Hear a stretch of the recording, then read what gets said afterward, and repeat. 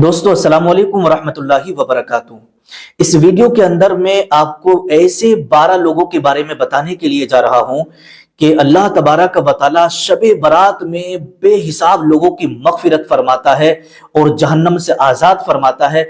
लेकिन ये 12 लोग ऐसे हैं कि ये शबे बरात वाली रात में भी अल्लाह इनकी मगफिरत नहीं फरमाता, इनकी बख्शिश नहीं होती जब तक कि ये तौबा ना कर लें। अब ये 12 लोग कौन कौन से हैं, बड़ी ध्यान और बड़ी तवज्जो से आप इस पूरी वीडियो को देखिएगा। कहीं ऐसा ना हो कि आपका नाम भी इन 12 लोगों की लिस्ट में हो। आप इस पूरी वीडियो को देख लीजिएगा। अब आइएगा, एक एक करके मैं आपके सामने रखने के लिए जा रहा हूं कि वो 12 लोग कौन कौन से हैं।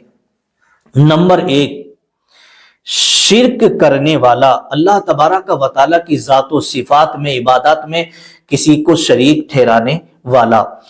तो शिर्क करने वाला ऐसे शख्स की अल्लाह तबारक व तआला बख्शिश नहीं फरमाता। शब बरात वाली रात में ऐसे इस बंदे को जो शिर्क करता हो नहीं बख्शता।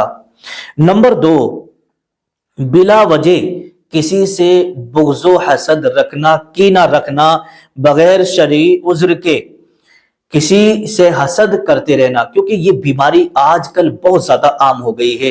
क्यों? इसलिए कि अगर किसी का कारोबार अच्छा चल रहा है, कोई अच्छा खा रहा है, कोई अच्छा पी रहा है, तो बिला वजह उससे लोग हसद करते हैं, लोग उससे जलते हैं, लोग उससे कीना रखते हैं। मेरे प्यारे अजीज, आपको ये काम नहीं करना है भाई। उसे अगर उसके पास अच्छा कारोबार है, अच्छा घर है, अच्छा मकान है, अच्छी गाड़ी है, सब कुछ है, तो ये अल्लाह तबारक व तआला को उस बंदे के ऊपर करम है। आप उससे हसद मत करिएगा, आप उससे जलन मत रखिएगा बिला वजह। क्यों?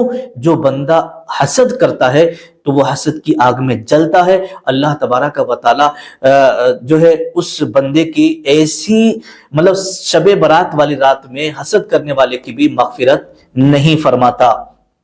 तो आपको हसद किसी से नहीं करना है। नंबर 3, अहले हक की जमात से अलग रहना। अहले हक की जमात से अलग रहना, इसका मतलब यह है कि अल्लाह के प्यारे रसूल सल्लल्लाहु अलैहि वसल्लम ने इरशाद फरमाया कि अहले बैत अतहार, कुरान पाक और मेरे सहाबा के तरीके पर आपको चलना है।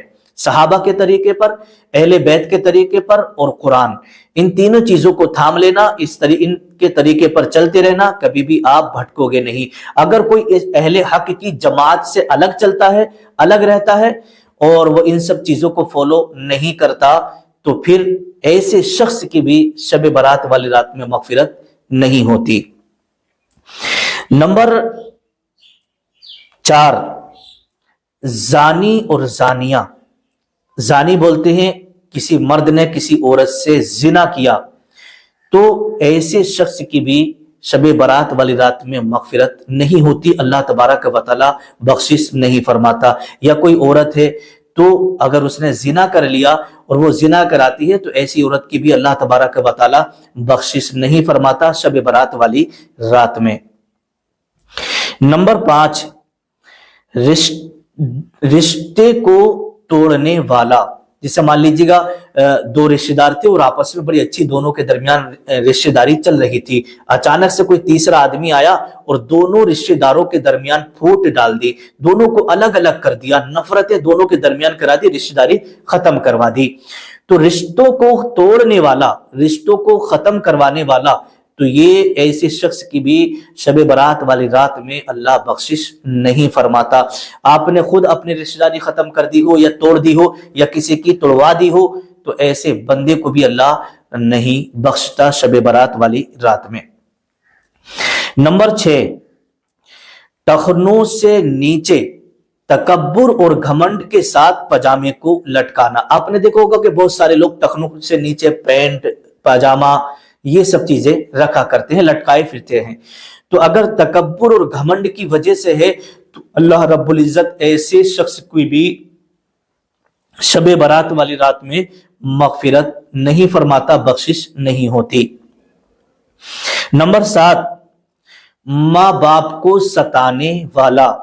माँ बाप को सताने का मतलब ये होता है कि हर वक्त माँ बाप को दुखी रखता हो, माँ बाप को नाराज रखता हो, माँ बाप के ऊपर जुल्म करता हो, माँ बाप को गालियां देता हो, धक्के देता हो, वक्त से रोटी ना खिलाता हो, तानाजानी करता हो। और बहुत सारी जगहों पर तो ऐसी ऐसी औलाद भी है کہ وہ مارتی بھی ہے۔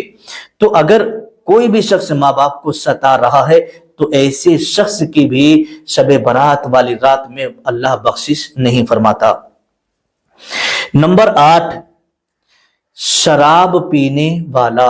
اگر کوئی شخص شراب پیتا ہے اور وہ شب برات میں جا کر کے عبادتیں کر رہا ہے، نمازیں پڑھ رہا ہے، نفل نمازیں پڑھ رہا ہے، تو اللہ تبارک و تعالیٰ ایسے شخص کی بھی جو ہے مغفرت نہیں فرماتا، اس کو نہیں بخشتا۔ نمبر 9، قاتل، کسی کو ناحق قتل کرنے والا۔ کسی کو ناحق قتل کرنے والا اگر کسی انسان کا قتل کر دیا ہے، بلا وجہ ناحق قتل کیا ہے، تو ایسے بندے کی بھی شب برات والی رات میں اللہ رب العزت بخشش نہیں فرماتا ہے۔ نمبر 10، جبرن ٹیکس وصول کرنے والا۔ جو زبردستی ٹیکس وصول کرتا ہے وہ مسلمان ہے، تو اللہ تبارک و تعالیٰ شب برات والی رات میں ایسے بندے کی بھی مغفرت نہیں فرماتا، اس کی بخشش نہیں فرماتا۔ نمبر 11، جادوگر، جادو کرانے والا یا جادو کرنے والا۔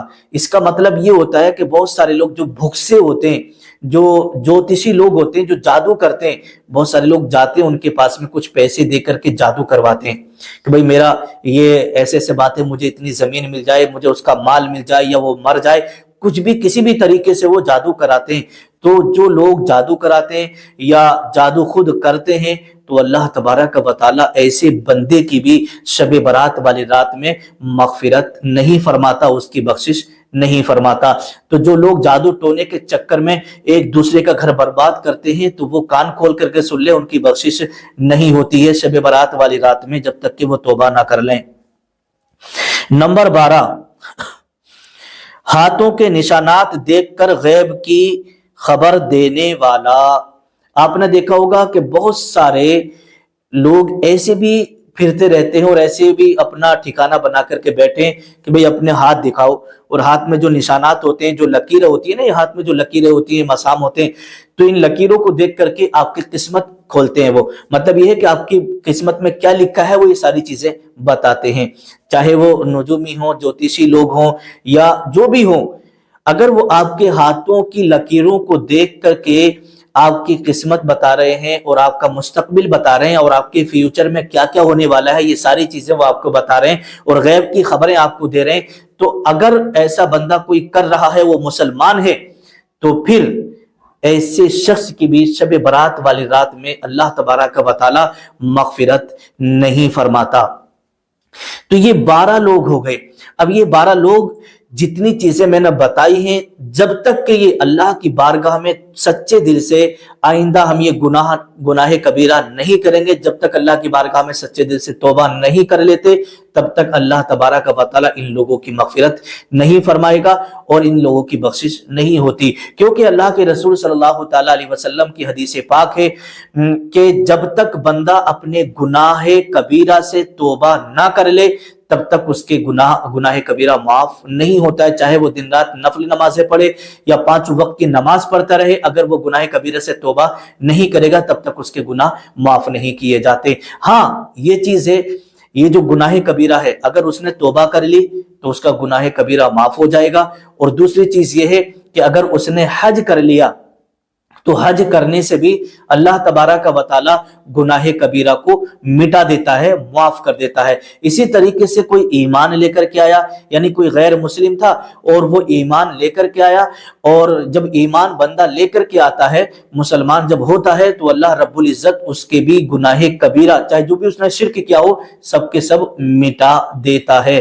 تو میرے پیارے عزیز دوستو، شب برات آنے سے پہلے اس ویڈیو کو زیادہ سے زیادہ لوگوں کے پاس میں شیئر کریں تاکہ وہ ان گناہ کبیرہ سے توبہ کر لیں۔ اگر آپ کے ایک شیئر کرنے کی وجہ سے کسی بندے نے، کسی مسلمان نے توبہ کر لی، اس کا سبب آپ بنیں گے۔ توبہ اگر کر لی اس نے تو اللہ تبارک و تعالیٰ اس کا سبب آپ کو بھی عطا فرمائے گا۔